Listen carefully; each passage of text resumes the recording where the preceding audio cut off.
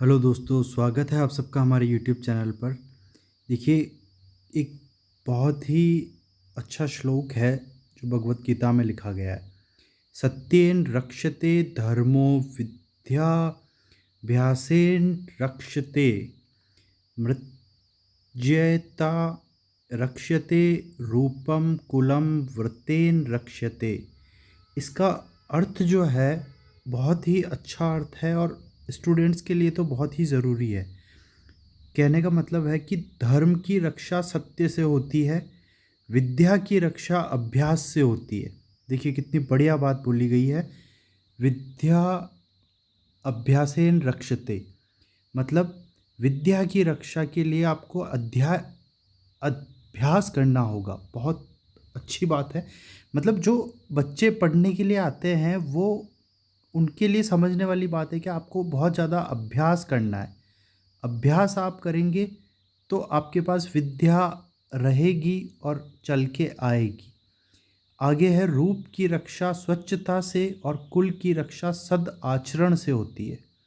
तो ये स्टूडेंट्स के लिए बहुत अच्छा श्लोक है और आप इसको अपने जीवन में उतारिए अच्छे से और काम कीजिए। अब हम शुरू करने जा रहे हैं आज फर्स्ट ग्रेड, जो कि वैकेंसी आने वाली है। 7-8-9 हज़ार तक भी बोल रहे हैं कि फर्स्ट ग्रेड इस बार टीचर की वैकेंसी आएगी और जल्द ही आने वाली है। जैसा कि 1 लाख वैकेंसी के लिए डिक्लेयर कर दिया है अशोक गहलोत जी ने, तो आएगी जल्द ही। और फर्स्ट ग्रेड की मैथ्स जो आपके कॉमन पेपर होता है, फर्स्ट पेपर, उसकी मैथ्स पर हम आज क्लास लेकर के आए हैं। तो उसमें हम सबसे पहले बात करेंगे नंबर सिस्टम, संख्या पद्धति की। किसकी बात करेंगे? नंबर सिस्टम की। तो नंबर सिस्टम में नाम ही है नंबर सिस्टम, तो आपको यहीं से नंबर्स पे ही पढ़ना पड़ेगा। संख्या क्या है, संख्या क्या है? तो अलग अलग टाइप की संख्याएं होती है, नंबर्स होती है। जैसा कि नाम ही नंबर सिस्टम है, संख्या पद्धति है, तो हम सबसे पहले शुरू करेंगे संख्या से पढ़ना। ठीक है, तो संख्याएं बनी कैसे? सबसे पहले जो संख्या आई वो आई है कॉम्प्लेक्स नंबर। कॉम्प्लेक्स नंबर कौन सी संख्या आई सबसे पहले? कॉम्प्लेक्स नंबर को हिंदी में आप बोलते हैं सम्मिश्र संख्या। क्या बोलते हैं आप? सम्मिश्र संख्या। कॉम्प्लेक्स नंबर को आप बोलते हैं सम्मिश्र संख्या।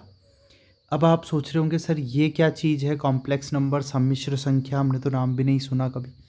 तो देखिए होता क्या है, जो मैथ्स के बच्चे हैं 11वीं 12वीं में, जिन्होंने मैथ्स पढ़ी उन्होंने तो सुन रखा है, बाकी आपने नहीं सुना होगा।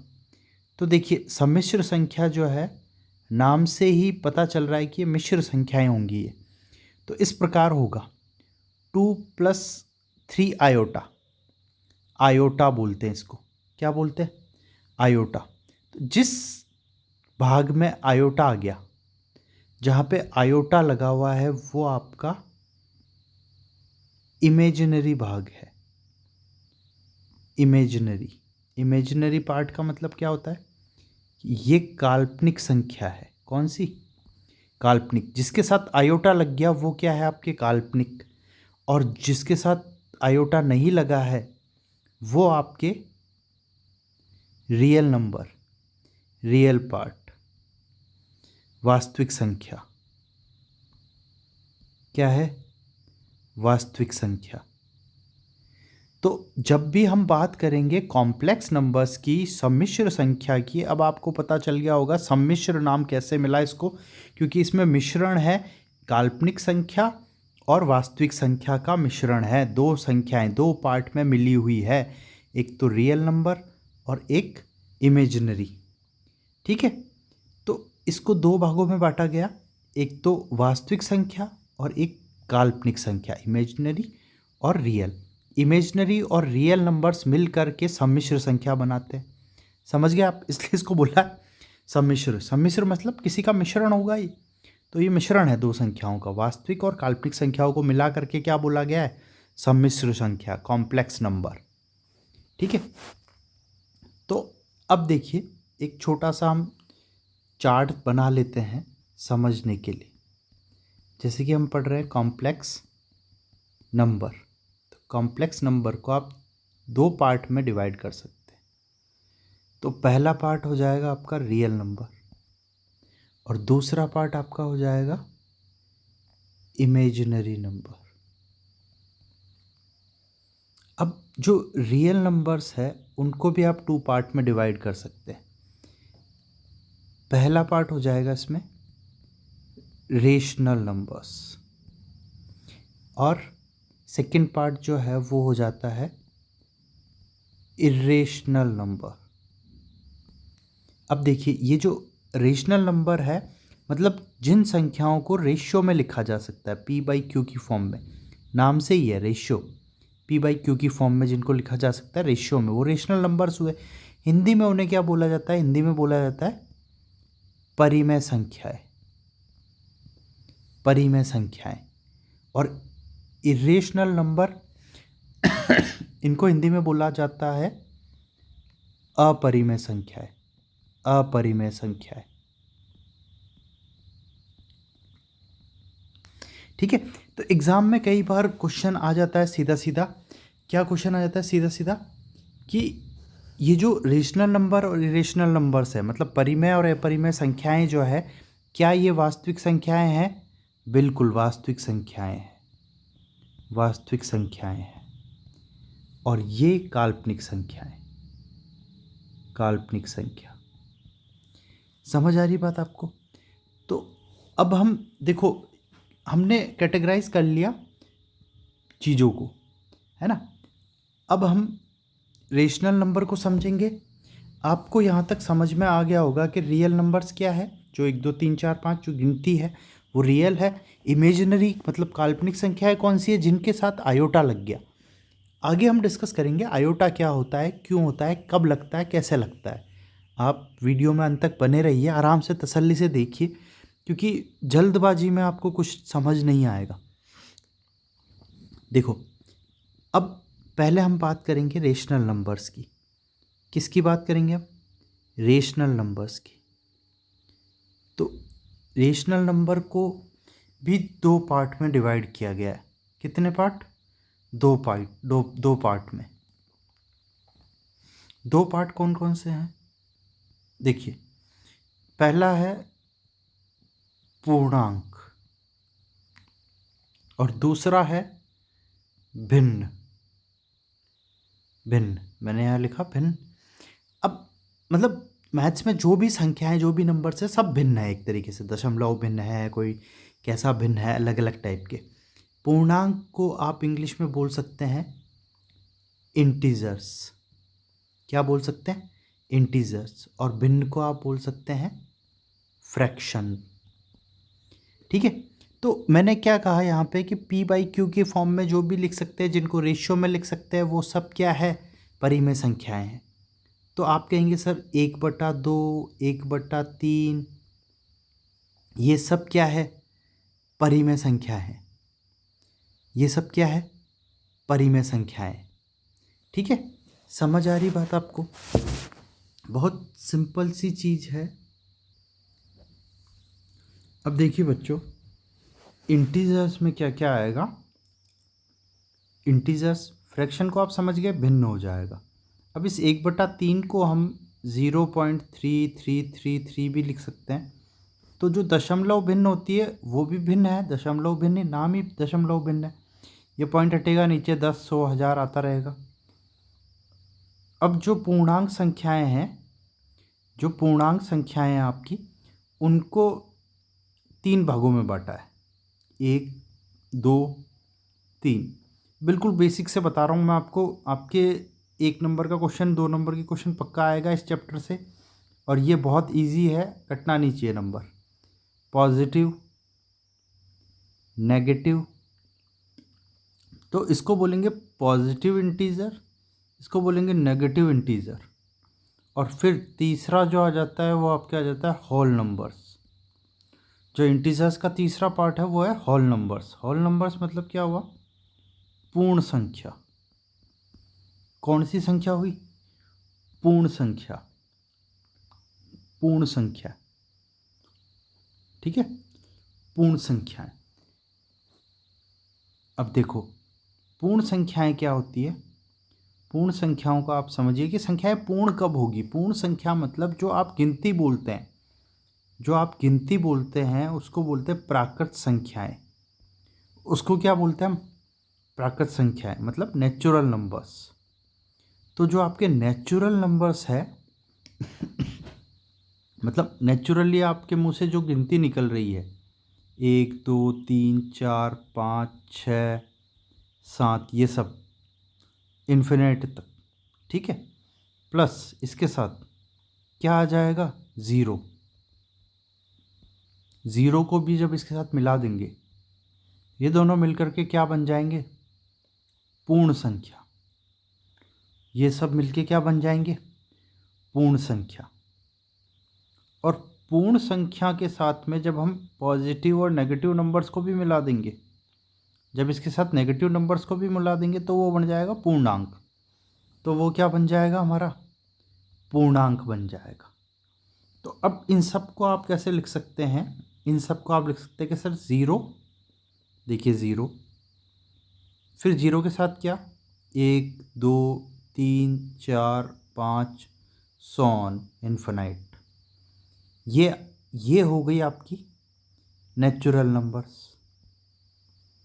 ज़ीरो और ज़ीरो के इधर -1 -2 -3 -4 और ये भी इधर इन्फिनाइट तक। तो ये हो गई आपके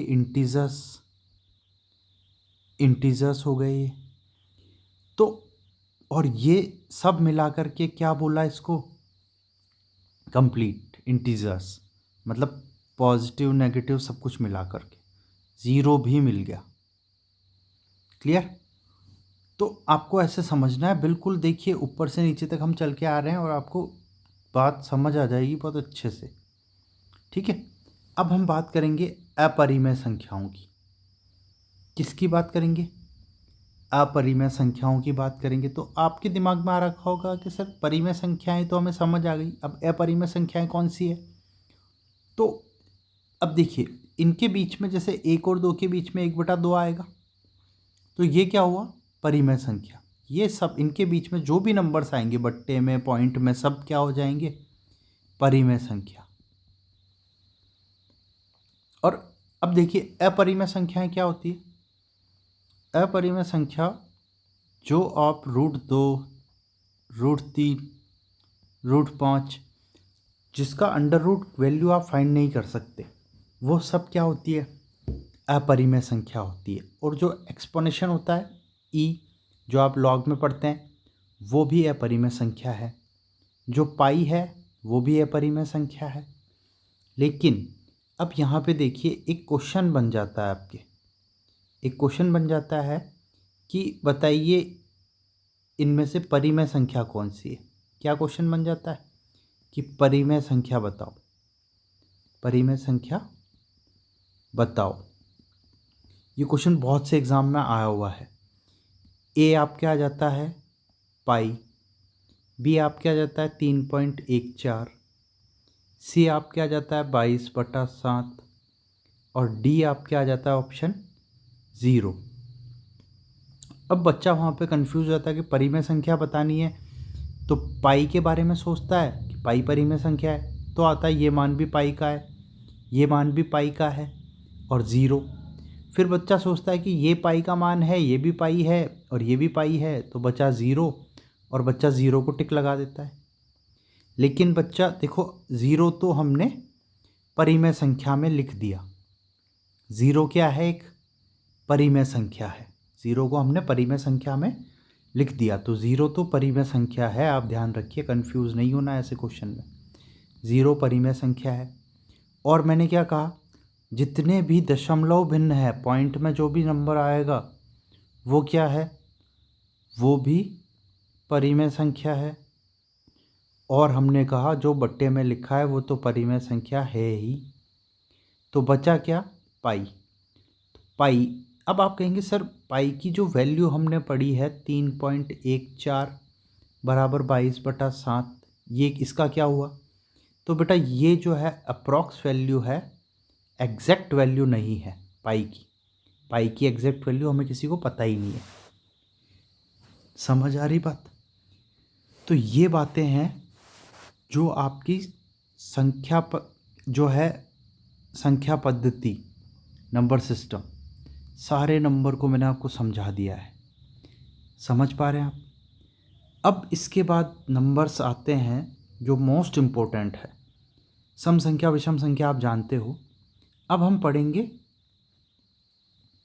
अभाज्य संख्याएं।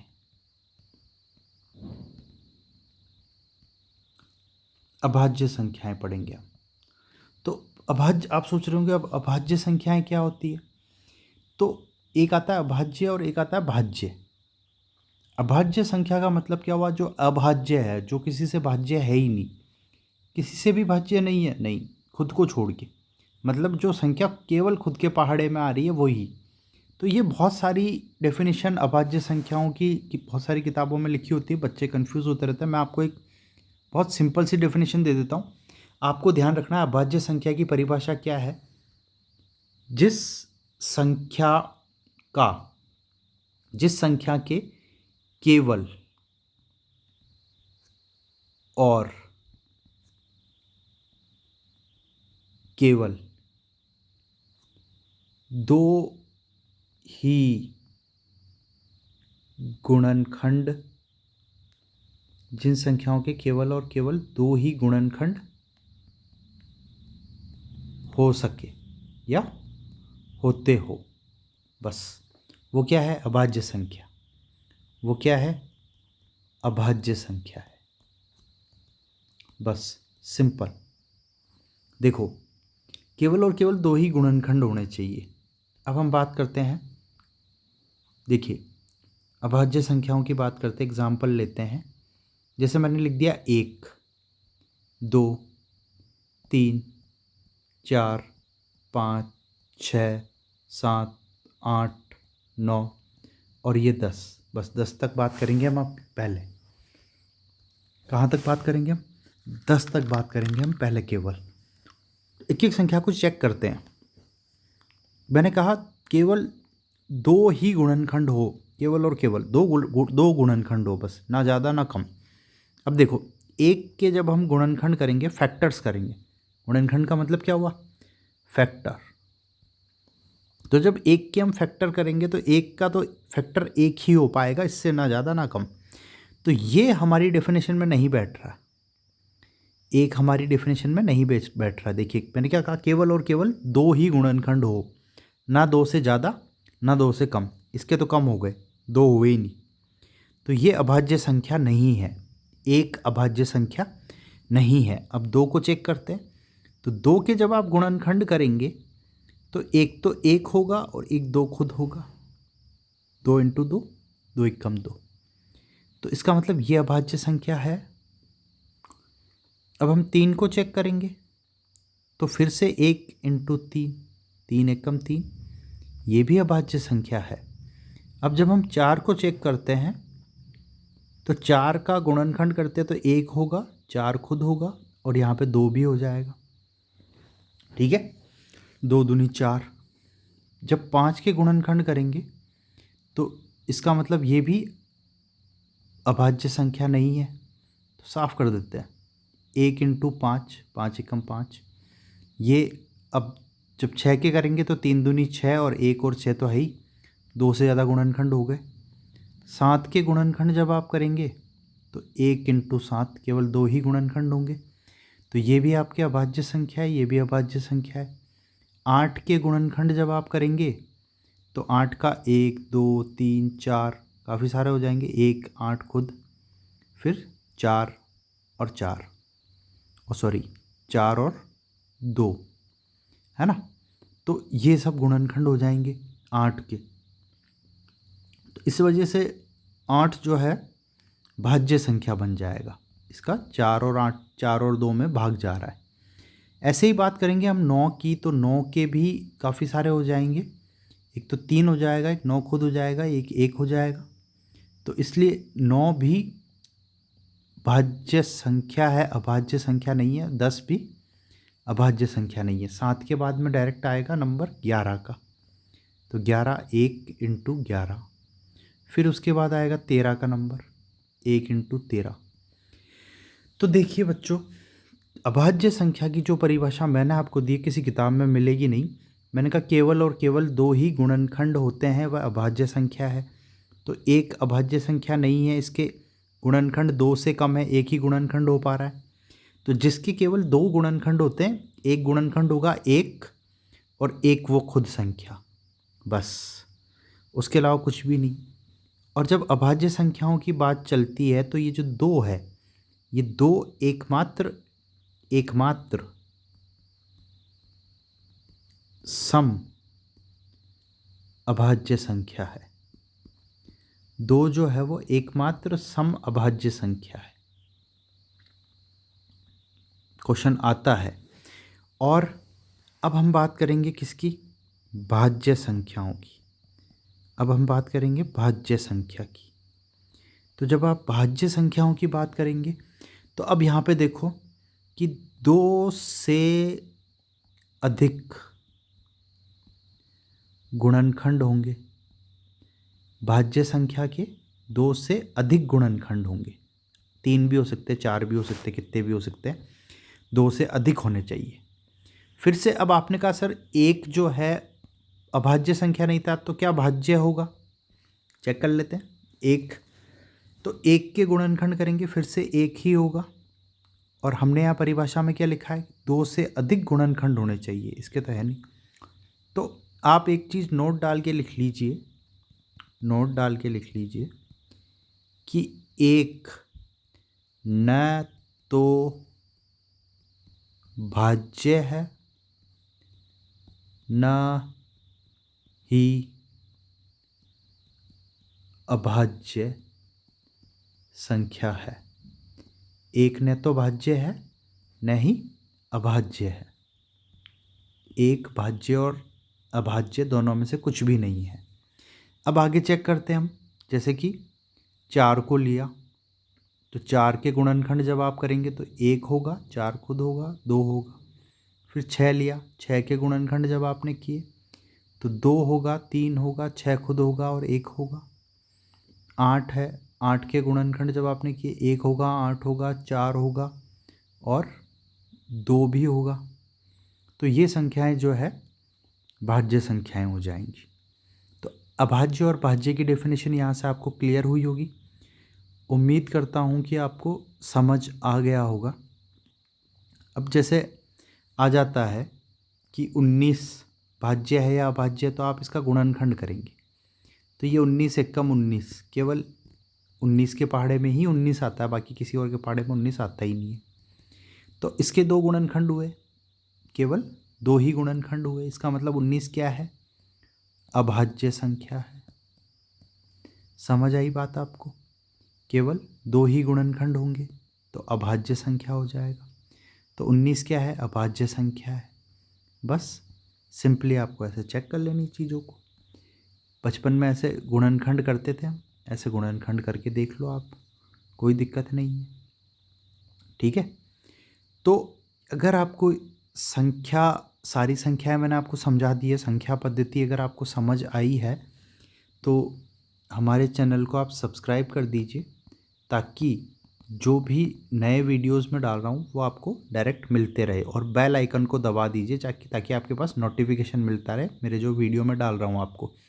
फर्स्ट ग्रेड का पहले मैंने एक वीडियो डाल रखा है क्षेत्रमिति का, वो भी आप देखिए। फर्स्ट ग्रेड मैथ्स का मैं कंप्लीट सिलेबस आपको वीडियोस में डाल दूंगा, फ्री में आप देख सकते हो, कोई दिक्कत नहीं, जितने भी आपके क्वेश्चंस आ रहे हैं मैथ्स के। और अगर वीडियो अच्छी लगी तो आप लाइक कीजिए, सब्सक्राइब कीजिए और शेयर कीजिए अपने दोस्तों के साथ, और कमेंट करके बताइए। Thank you so much. Good night.